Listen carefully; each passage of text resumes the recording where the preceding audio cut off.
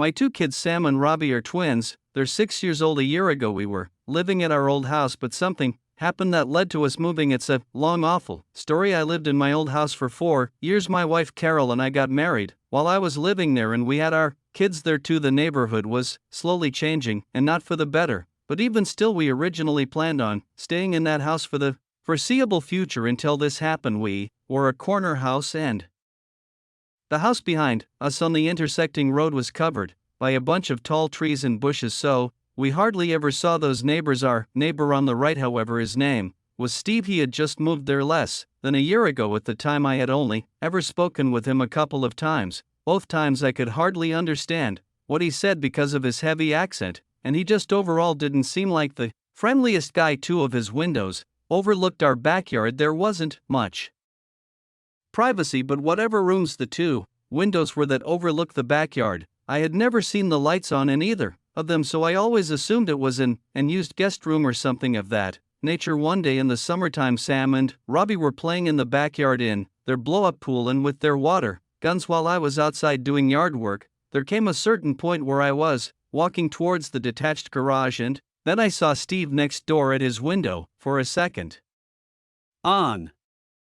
Only half a second after noticing him did he turn and walk away from the window. It was slightly odd for sure, but I left it alone. Later that day, as the sun was going down, the kids went back outside to play again. It was a very hot day, so they went back in their blow-up pool while Carol and I were in the kitchen as she was making dinner. Then the kids' laughter went quiet for a while, and suddenly Robbie came inside and said there was a flashing light from the neighbor's window. I had to follow him into the backyard to ask him to show me what he was talking about. He pointed to one of Steve's upstairs windows that overlooked the backyard, and he said there was a white light that kept coming from that window. I right away assumed the worst and asked the twins if it looked like a camera flash. They both said yes. I told them it's time to dry off and come inside, so I helped them dry themselves and then brought them in, where I went to tell Carol about this. She right away assumed the worst, just like me. She said I should go next door her and knock on Steve's door, so I did, but when I did, he never answered the door. His car was even in the driveway, so he had to be home. After a few attempts at knocking and ringing the bell, I gave up and went back to my house. I told Carol he wasn't opening up, which made what the kids said seem even more credible. While we couldn't prove that the white light the kids were seeing was a camera flash, it sure did sound like it.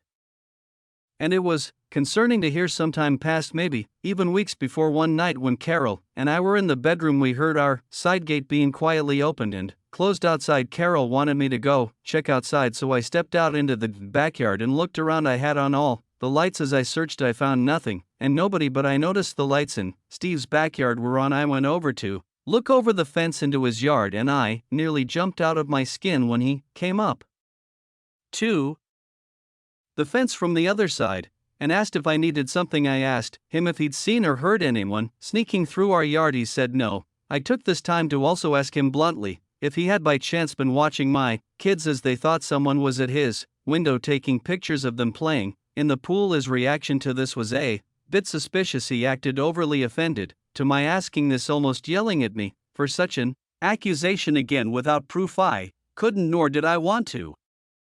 A few seconds later, that his crying and screaming had awoken. Sammy was crying and screaming in reaction to him. Robbie said there was someone outside the window a second ago, and there was a camera flash from the window. I got goosebumps, but I also felt my blood begin to boil. All I could say was, what did he look like? He said he didn't see. I brought the kids up to our room to sleep in the bed with us with the lights off. I peeked out our bedroom window to look across at Steve's unlit house next door. I looked at each window of his house, and I found him. He, just like me, was peeking out one of the upstairs windows in that same room that overlooks the backyard. I stormed outside next door and rang his doorbell like 15 times. He never opened his door. I did call the police just to make a report on Steve. That way, if any future reports were made about him from other people, maybe the police department would look into him. I never saw him again. Sometimes I'd sit out front waiting to see him outside, but he'd clearly avoid coming outside when I'd be out there. Because of this, we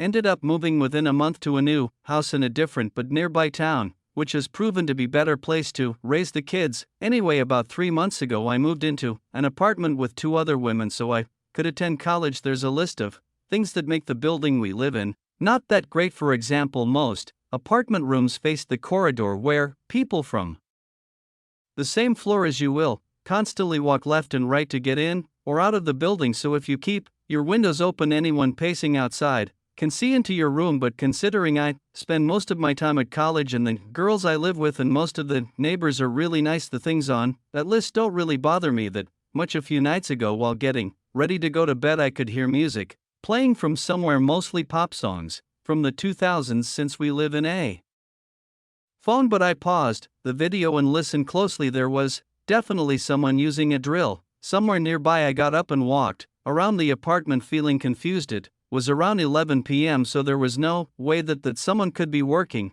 Still, the sound was louder at my bedroom window, so I opened it to check and quickly realized that it was coming from the neighboring apartment, the one that's closest to my window. At that moment, I realized that music was also coming from there. No one lives in that specific apartment, so my confusion only grew. But then I figured maybe someone had planned to rent it, talked it over with the landlord, and he ordered for something in it to be fixed. Still, the fact that they were doing it so late into a Thursday felt really strange. I went back to trying to sleep, but they wouldn't stop making noise. I was texting a friend and eventually started complaining about it, sending him audios and even a video directed at the window that all the noise was coming from me. Said I should call the police because there was no way it was legal for someone to be doing this, especially in a building full of apartments. I decided against it since I just wanted to get some rest, and it was already past midnight by then. I forced myself to sleep through the drilling sounds, but a little past 1 o'clock in the morning I woke up again, this time to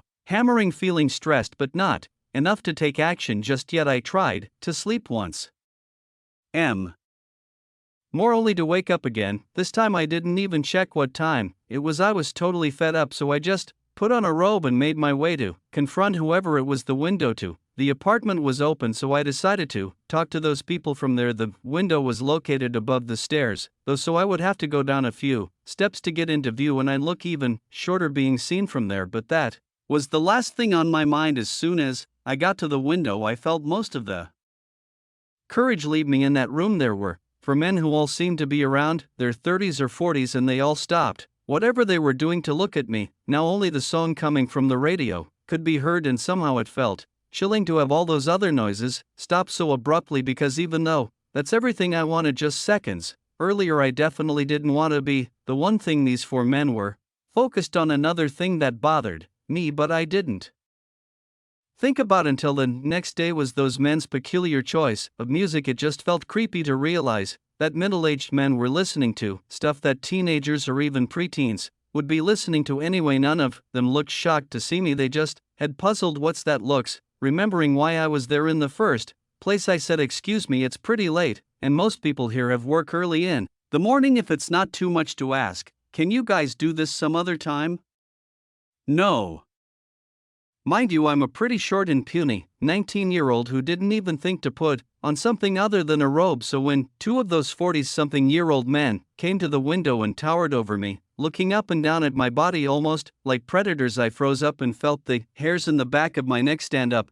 They were both sweaty and had their mouths agape, and one of them had a hammer that looked quite heavy in his hand. They started smiling in a sick, twisted way, and I felt a sudden urge to throw up. Extremely unsettled, I started slowly making my way back to my apartment, not taking my eyes off the men, feeling like they might try to grab me. When I got to the last step of the stairs and close enough to the window, as soon as I was out of their view, I dashed to my front door, got inside and locked it. One of the girls who lives with me was out of town that night, and I presumed the other one was asleep since she hadn't seen my text on our group chat asking them if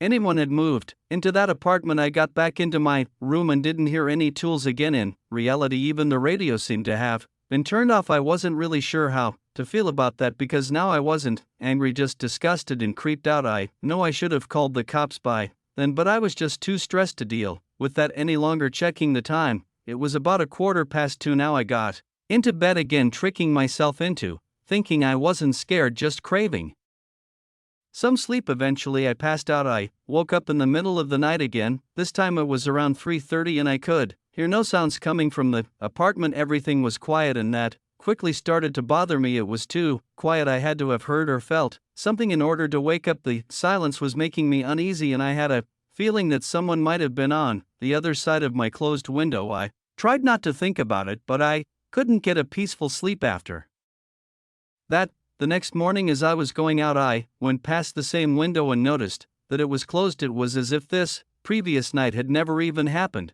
But I asked the girl who was home with me if she heard anything. She said she had woken up several times during the night but couldn't get up and do something about it due to sleep paralysis. Either way, that confirmed I wasn't illusional. Those people really were there, but then how did they have the keys to the building in that apartment? Why did it seem like they didn't want to be seen during the day?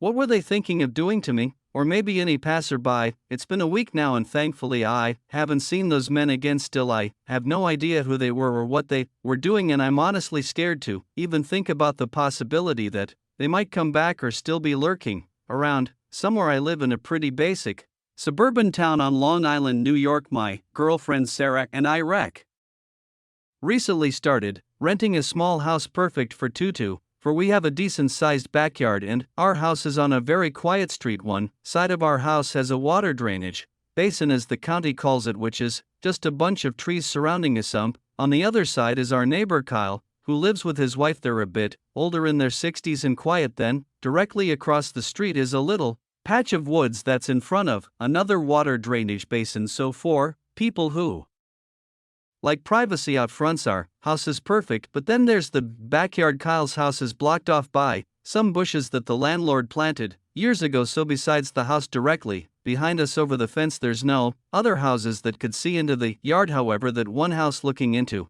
our backyard was all that it's taken to genuinely make Sarah and I uncomfortable. As I'm writing this, it's currently the fall, so we've been doing fall cleanup the past few weeks. In the front and backyard, I started noticing anytime we were out there, there were these two people standing at the upstairs window of the house behind us. It was a middle-aged man and woman. When I'd look up to that window, they'd keep looking and watching me. It got really uncomfortable to the point we pretend not to notice it, but we could only stomach doing this for so long. The leaves kept falling day by day and the fall cleaning would need to continue. Sarah wouldn't want to be in the yard anymore because she was getting so creeped out at those two people who would watch us out the window without fail. So one foggy day, while raking, I looked up at the window, and once again, the two were standing at the big, rectangular window. I decided to wave at them, see if they'd wave back. After a few seconds of smiling and waving, they didn't move. No reaction, but I could feel their stares and I could see their eyeballs looking at me. I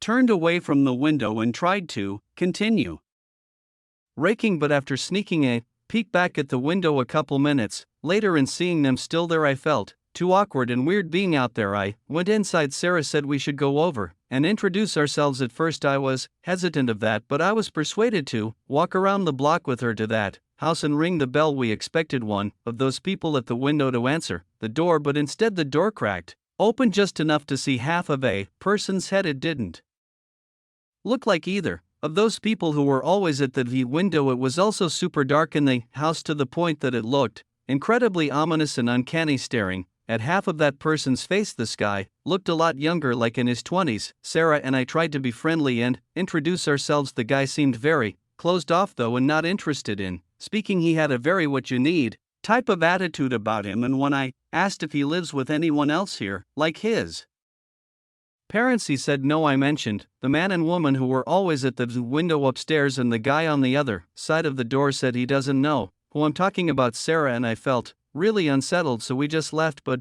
weirdly, as we walked down the walkway back to the sidewalk, I noticed the guy behind the door was still peering half of his face through the cracked open door. I'm sure he watched us walk away until we were out of sight. That interaction was weirder and creepier than we were expecting. When we got back home, I went upstairs to our room. The upstairs of our house is only our master bedroom and the bathroom. It has two windows. One of the windows looks over to that house over the fence, and I looked out the window to see those two people looking out the window again, and even at this distance I felt like they were staring right at me. I shut the blinds and went down to tell Sarah we agreed it was time to plant some arborvitaes to block their window from view. The only problem is it's already the fall and it's too late to plant any kinds of trees. We have to make it through winter after a few days of not looking outside the bedroom window or going into the backyard. One night we heard a strange knocking sound from downstairs. I told Sarah to wait in bed.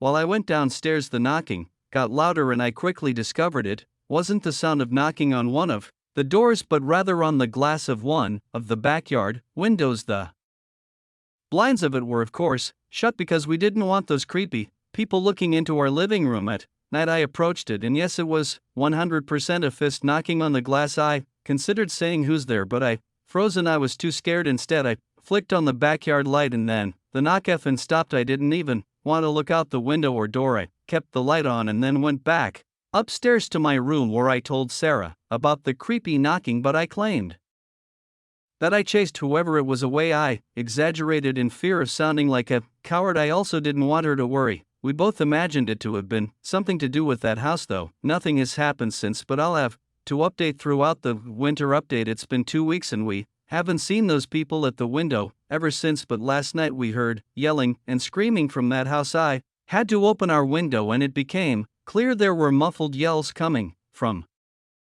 that house. The fact that we heard it through 2 sets of closed windows just goes to show how loud the yelling was. Then out of nowhere it just stopped and went quiet. We almost called the police but ultimately didn't. I'll update again if anything else happens, but we're really getting creeped out here now.